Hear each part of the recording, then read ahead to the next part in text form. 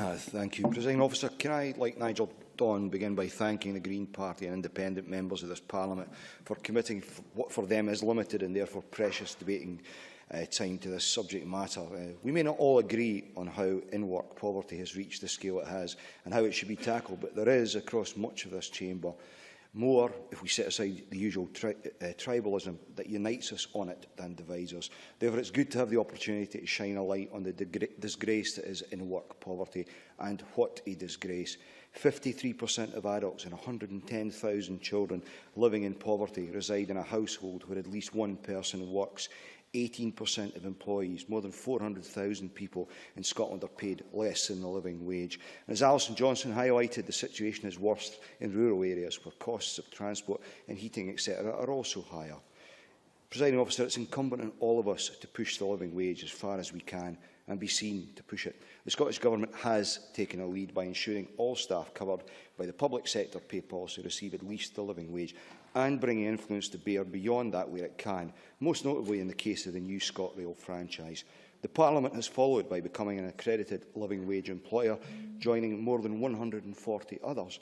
And a number of MSPs, myself, Linda Fabiani, Christina McKelvey, Drew Smith, Willie Rennie, Jim Hume and Neil Finlay, have, as of today, gone down that road as individual parliamentarians employing people within this institution. Can I urge colleagues who haven't already done so to join those of us who have and reinforce the message that paying at least the living wage, which currently is 21% higher than the minimum wage, although the latter is of course to increase by 20 pence an hour come October, should become the norm. I suspect the vast majority of MSPs, if not all of us, would qualify to become accredited. Why not make it official? It might only be a relatively small gesture, but it's one which plays its part in moving Scotland to the point. John Wilson. Member for giving way. What would the member say about the use of interns in this Parliament who don't get paid anything? Graham Day. All I can say to the member, it's not a practice that I personally support.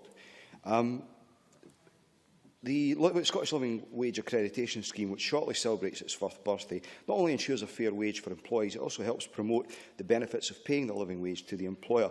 Personally, I didn't need to be told of the benefits there might be in this for myself as an employer. I, as the other participants in the scheme will no doubt have done, simply viewed it as not only the right thing to do, but also supporting a message worthy of endorsing. But human nature being what it is, especially in tough economic times, large-scale employers will want to know there's something in it for them if they do the right thing, as it were, and there is. For research indicates that 80% of employers who have introduced the living wage believe that it has enhanced the quality of their employees' work.